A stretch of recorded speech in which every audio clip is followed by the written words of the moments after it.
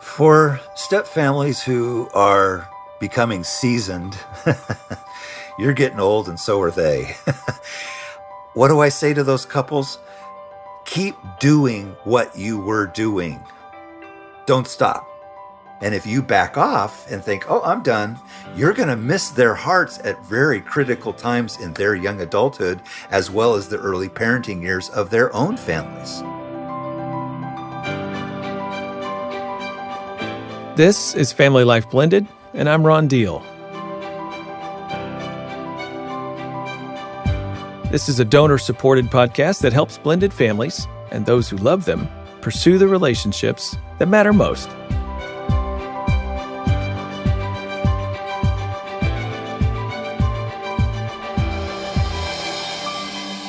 This episode is number 94, and we've called it The Honeymoon, Blended Families, 10 Years and Beyond. Did you know more and more virtual classes are popping up? Lisa wrote to us recently and said, I'm looking for a virtual class. Can you point me in the right direction? Why, yes, we can, Lisa. We can do that. We have a searchable map that lets you post your small group event for free, by the way, and you can search for something in your community if you're looking for something. And this searchable map includes virtual classes that you can tap into from anywhere. Now, you might have to scan the entire list to find the virtual classes, but they are there. And by all means, if you start a virtual group, let us know about it. We'd love to have you post it as well on the map. There are directions on the map. It's pretty easy to do. Just click the link in the show notes and you're there. I hope you find something. You know, if you read my book, The Smart Step Family, or you listen to this podcast pretty regularly, you've probably heard me talk about the integration process that blended families go through. On average, it takes somewhere between 5 to 7 years, according to research. Some families take a little longer, some a little less. But what happens after the integration years are over? You know, after a decade of step family living, for example, what can you expect? Well, that's the subject of this episode of Family Life Blended. Gayla Grace is joining me in the studio again. She serves on staff with us here at Family Life. She's a writer and a speaker and is the author of Step Parenting with Grace. She and her husband, Randy, have a his, hers, and ours blended family since 1995. Now, Gayla and I are going to be reacting to some comments, some recorded comments, wisdom from our previous guests that we've had on this podcast. So let's just jump in.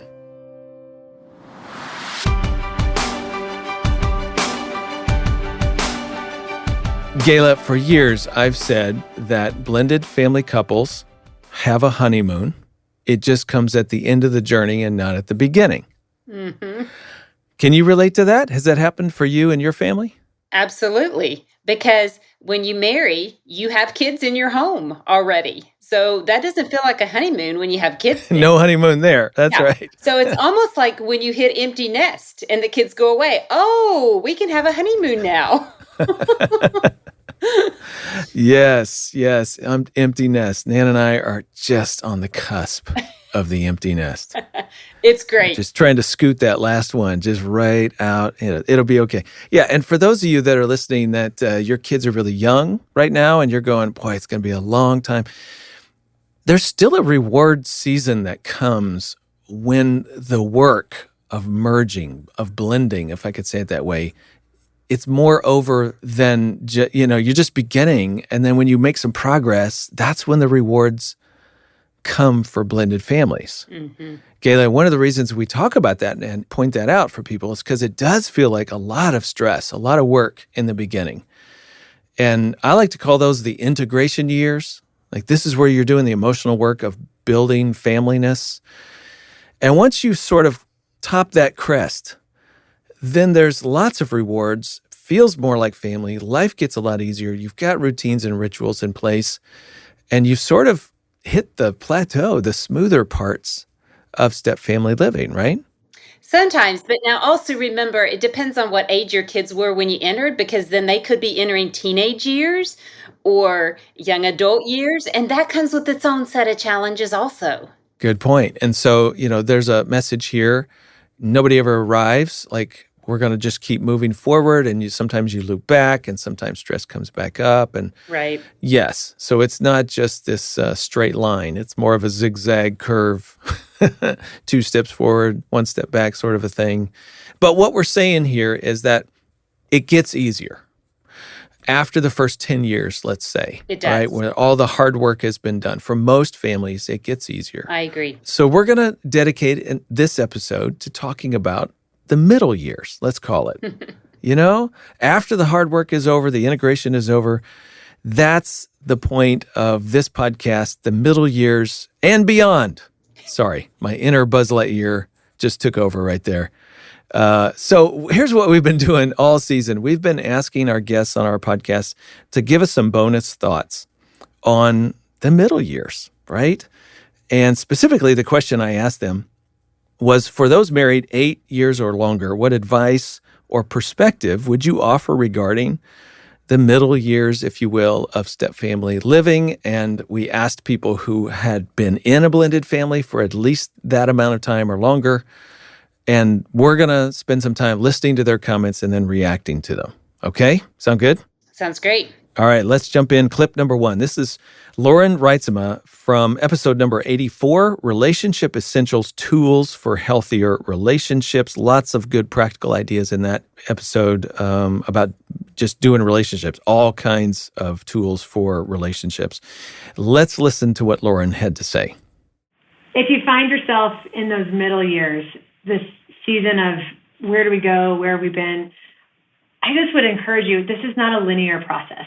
It is not a step 1, step 2, step 3 process, but rather it's an experience of the human condition of connection. And when you allow yourself the freedom to live in a more circular experience where you're maybe reliving some of those grief moments from early years in your blend, or maybe as a child, you're reflecting in one of your future milestones and wishing that your bio mom and dad were actually there. That's okay, because when you can think about what's been in the past and where you are now, the missing link is the future, and you don't know that. But what we do know is that the future is certain to be full of hope and joy and restoration and redemption if we allow it to be. So keep your eyes fixed on future thinking, but allow yourself the freedom to think back and to think present and to be okay with where you are at that very moment. Gayla, it seems to me that we kind of hit on that just a few minutes ago.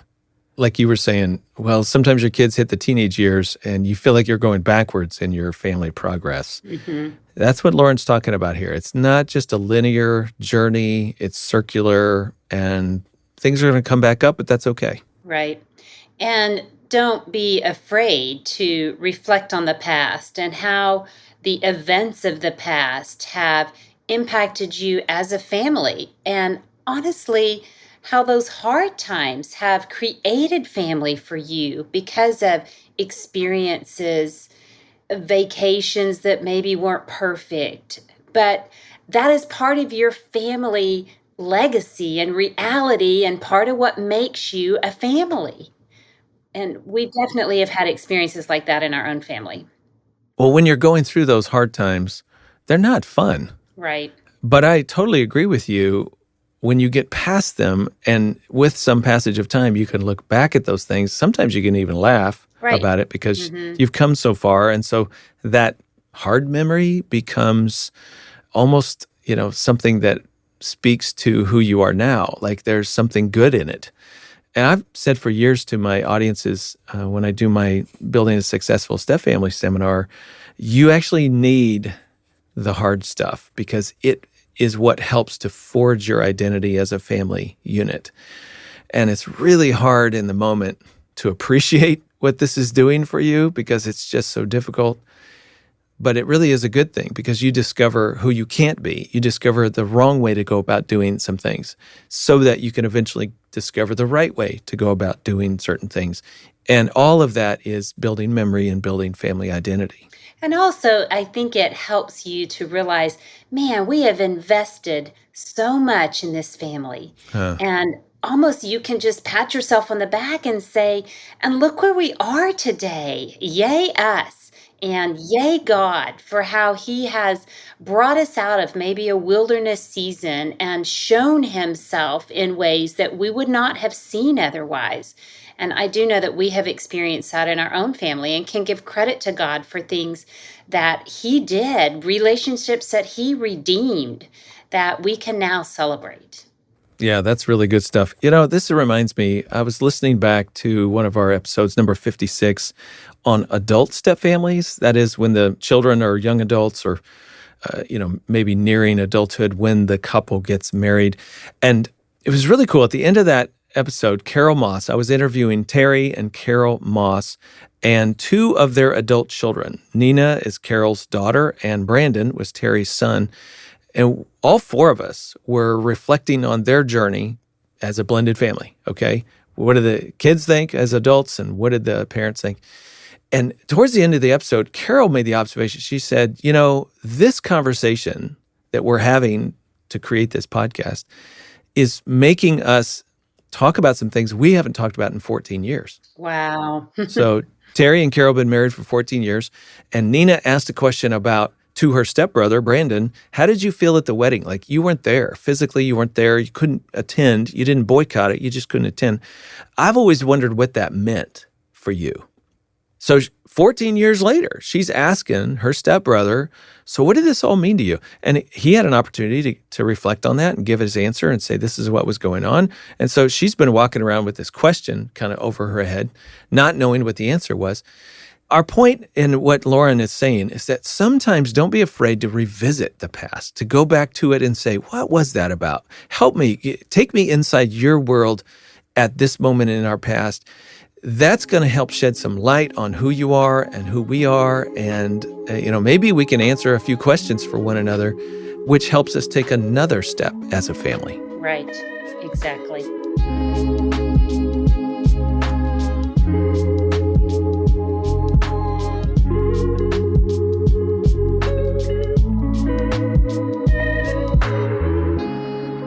Let's listen to another one. Okay, so clip number 2 is Jerry and Lori Short. They were on episode number 60, Grace-Filled Step Parenting, and lots of good things in this one. Let's take a listen.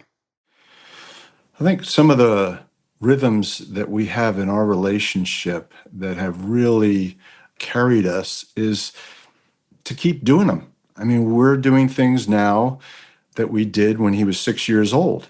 And we're still doing them at 17. We still bring him in to our bedroom when everybody's going to bed, and we all three lay there, and I say prayers. And we actually started this one little ritual of, at the end of the prayer, Jordan says yes, Lori says we, and I say do. And then we all go, Yahoo! And Jordan came up with this years ago, and we still do it. 17, almost 18 years old, he's laying in our bed saying, wahoo. So just he says it like that, exactly like that. Yeah, wahoo. Wahoo. It changed over the years. It used to be wahoo.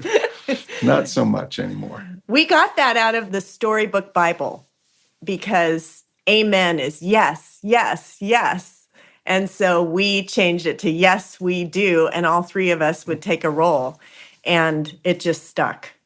To the point where when Lori's out of town and Jordan and I would pray, he would say yes. We would both look at each other and say we, and then I would say do. Wahoo. And there's one other thing that we have that we've been doing ever since he was the littlest little, and that is a Disneyland bowl that at this point has been glued together. It's his plastic bowl, and he eats fruit from it every night. And he still will bring it to me to wash it. He goes, I'm taking this to college. I just want you to know. Yeah. And that is the beauty about traditions, is that you don't even know what they're doing to the child. And I know that these things that we do that are so silly are living in his heart. Mm-hmm. Gayla, I imagine if somebody peered in on some of the rituals that we do at our house, they would think they're pretty silly. Every one of us probably going, yep, we got this one weird thing that we do, but it is so meaningful to us. And that's the point. Mhm. Traditions tell you in part who you are, Right. who you belong to, and what meaning you have in their life and what meaning they have in yours. This is not about a bowl. This is not about what you say at the end of the prayer. It's about something we have developed together that has meaning for us. It's part of our familyness. And those things really matter. Right. And it's that sense of belonging, which I think we all are looking for, but particularly in blended families. Where do we belong here? What's our place? And traditions is what, gosh, in this story, certainly gave their son opportunity to feel that this provides belonging for me. And so they've continued it. The other thing I would add is it's never too late to develop new traditions. I know this is confusing for blended families sometimes when you come together and you're trying to figure out, well, do I keep all these traditions that they did in their previous family? That can be awkward. So it's always helpful, even 8 years in or longer, as the kids get older and maybe they begin to feel that some of these traditions don't fit anymore, then you can develop new ones. When my girls really got interested in baking, then we started at the holidays baking holiday goodies together. And so that was one that just developed later in our married life. So always looking for opportunities of new ways you can do traditions.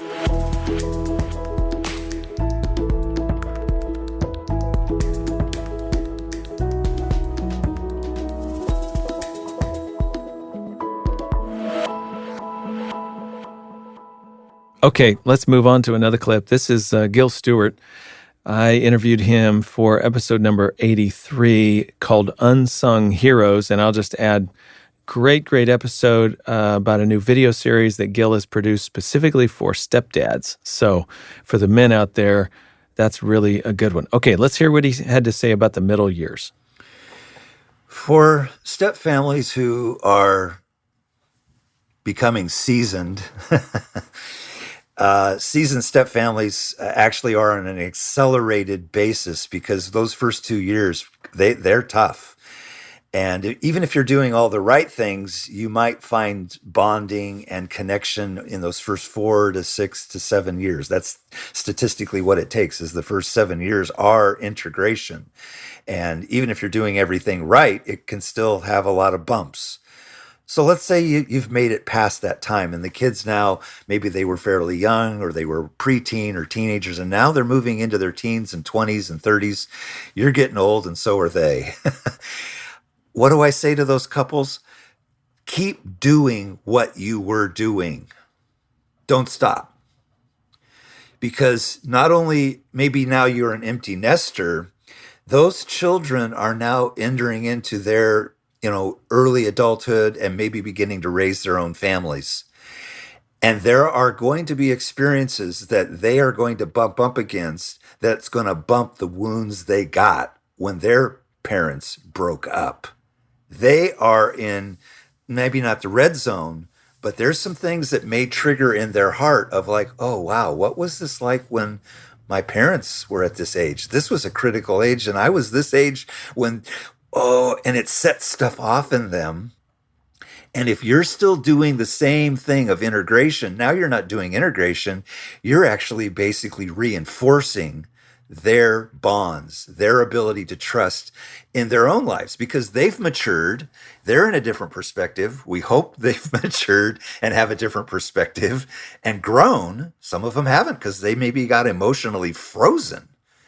And if you quit and back off, you're going to miss their hearts at very critical times in their young adulthood, as well as the early parenting years of their own families. Or maybe they remain single.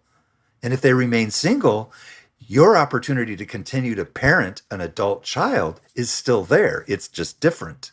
And if you back off and think, oh, I'm done, think again, because you're a parent till the day you die. And your influence is different, but it still has power. Don't forget that love has a lot of power And the more experience you gain, pass it on. So I think that's the thought that I would say to parents that are in the blended family world, that when you're at year 10, 15, I'm coming up on 20. I'm still pursuing my kids and my stepkids' hearts. It's just different. And, I'm not giving advice that I'm not asked for. I think the last little thing I'll throw in here and then land the plane, as I call it, is this. Unasked for advice is not a good thing with adult children. And so Brenda and I have a little code word between the two of us. If we start to kind of go into that, hey, I have some advice to give you, which has not been solicited or asked for, we look at each other and kind of wink and go, hey, do you need some rhubarb pie? Which means shut up and shut up now. Because that kid didn't ask you for any advice, but when they ask, be there.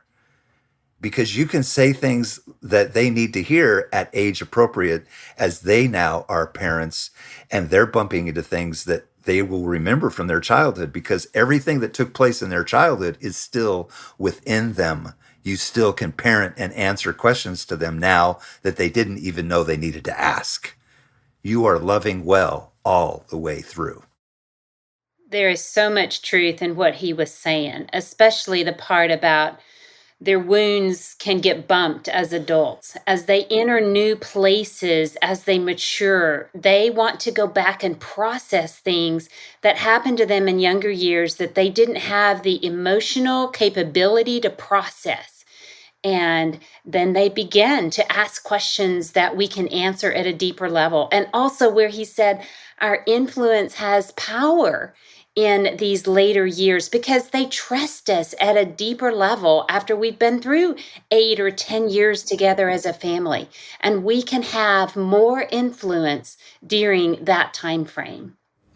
Man, I totally agree with you. I think all of us as parents get a little less dumb as our children age. In other words, their perspective about us changes, and they begin to see, wow, they did the best they could, and oh, life is hard. Here I am trying to make it on my own and do life myself and start my own family or whatever that is. We get a little less dumb. And I think as parents, we want to hang around for that. We want to be close enough to laugh at our children. No, I mean to support them in those moments. That's what I meant to say, Gayla. Support them in those moments because they still need us. It's absolutely right. Mm-hmm. At a different way. That's what Gil says. We parent differently. We don't do the same thing as they get older, but they still need our influence and our wisdom that comes with all of our years of life that we have. Yeah. I think what is fundamentally different is for step-parents in particular, in the beginning, you are earning your respect. You're earning whatever level of trust that the child will give to you. You are finding your place in their heart. And it's all ambiguous. It's all uncertain for you and for them. And it's delicate territory. And you walk it the best you can. You step on and crack a few eggs, but you live and learn and you get a little better at it. And eventually you bond and form a relationship most of the time with most children. Right. By the time you get to the middle years, you've got the trust. You've earned that respect. Now when you speak, now when you show care or concern or raise a question, there's much more of an immediate openness to what you're trying to say. So you're not trying to, figure out how to walk into their life. The door is open because you've done all the hard work. By all means, take advantage of that opportunity and continue to be an influence. Right. And as you said, I think for step parents in particular, there are some great rewards that come after those integration years, after you've done all that hard work and you've earned their trust and you can have a relationship at a level that you just didn't have before.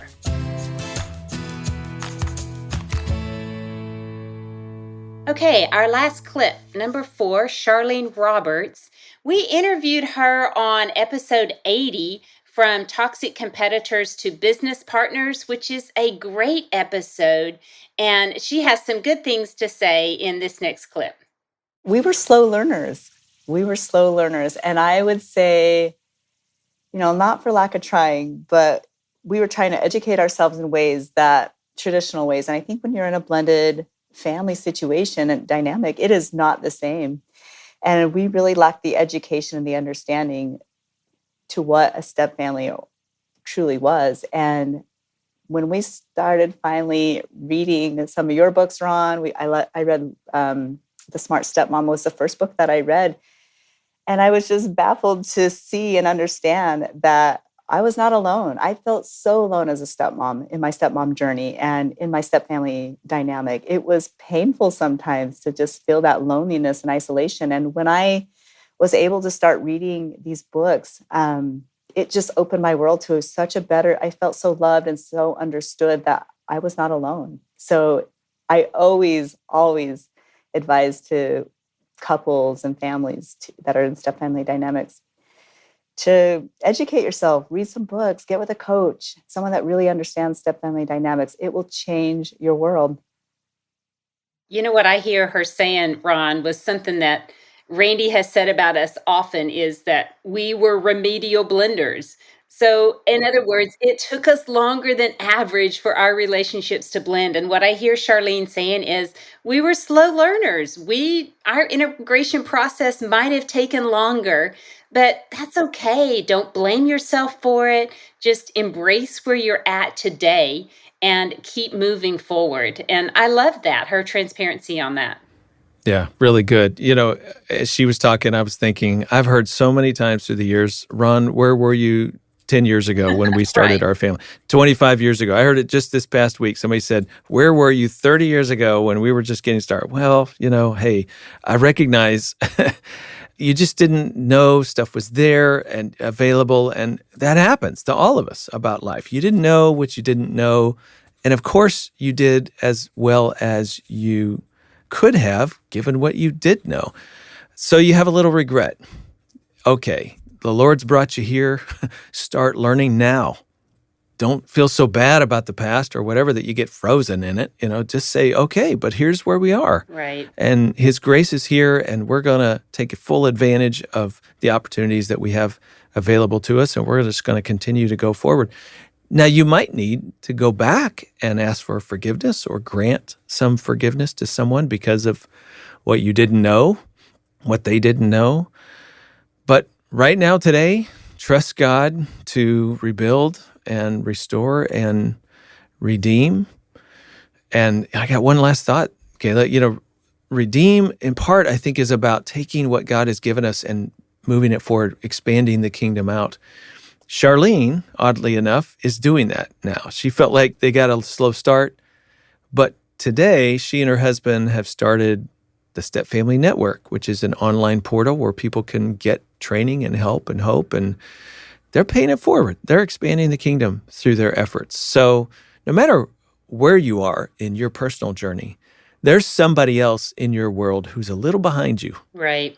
Mm-hmm. And you have the opportunity to influence them in a positive way. Absolutely. Even if you didn't do everything perfectly, that's what transparency does. It allows other people to understand, oh, maybe I am normal. Gosh, listen to what Gayla's telling me that they've walked through.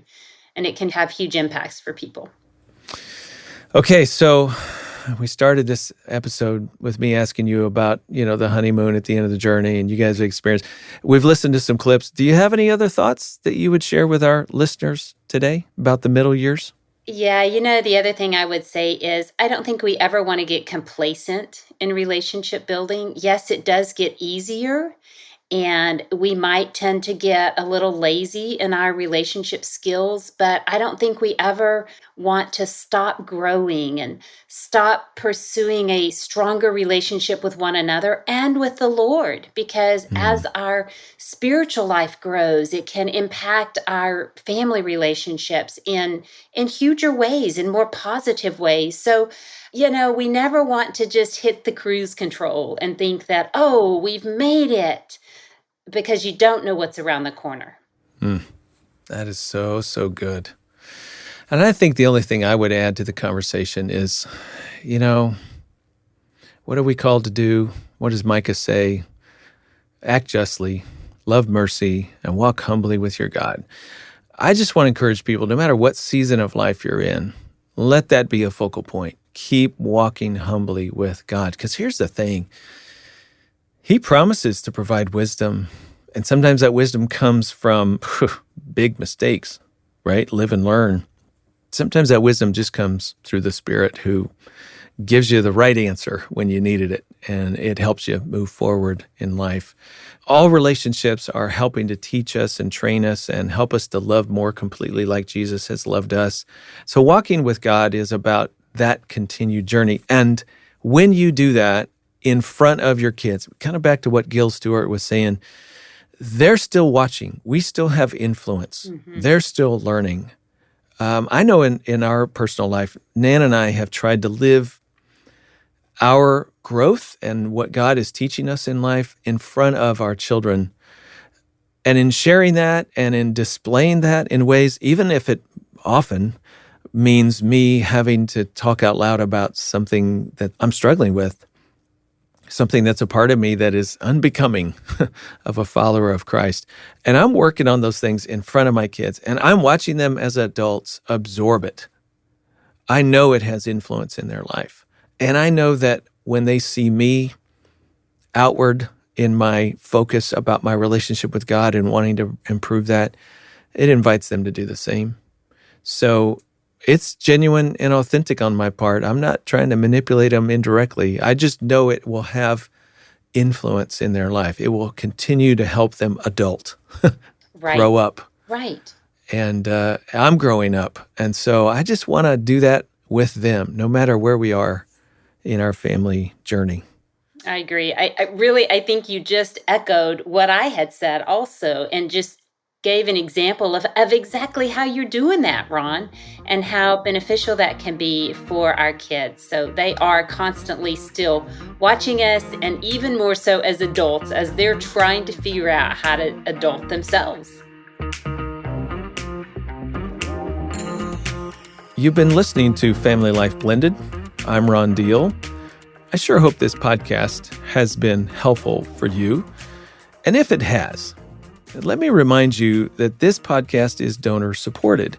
And if you want to join many of our listeners who show their gratitude by making a one-time or monthly donation to Family Life Blended, you certainly can. And let me just tell you, you have a great opportunity. This is the best time to do that because we are actually under a matching gift deadline that ends very soon on September 16th. That is National Stepfamily Day, and it's the close of our matching gift from a generous donor. For every $1 you give, they will double it up to the matching limit. $5 becomes $10, $50 becomes $100. It's still a lot cheaper than therapy, folks. Bottom line, this is the best time to give. Look in the show notes. It'll tell you how. If you're new to Family Life Blended, we'd love for you to learn more about us. We're a division of FamilyLife, and we have the world's largest collection of books and videos and articles and online courses like Well Blended and our certificate course in Blended Family Ministry. We've got books for blended families, like the book, The Smart Step Family Guide to Financial Planning and Building Love Together in Blended Families. Check us out. The show notes will tell you how. And while you're there, you might notice that our 2-day in-person equipping event called the Summit on Step Family Ministry is coming up next month. Now, this is for leaders and pastors and counselors, but it's also for couples who just want to help other blended family couples in their church or community. It really is the premier ministry training event for blended families. We're going to be in the Phoenix area this year, October 13 and 14, 2022. Now, let me just remind you, this is an in-person event only. It is not live streamed, so you got to show up. We'd love to see you. Go to summitonstepfamilies.com for all the details. Next time, we're going to hear from Ginger Hubbard about what good parenting looks like. That's Ginger Hubbard next time on Family Life Blended.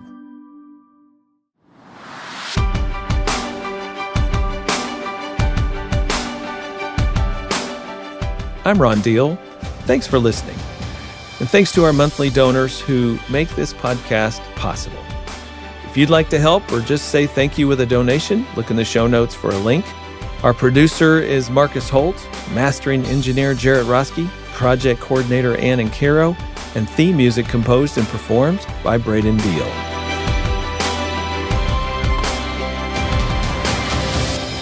Family Life Blended is part of the Family Life Podcast Network, helping you pursue the relationships that matter most.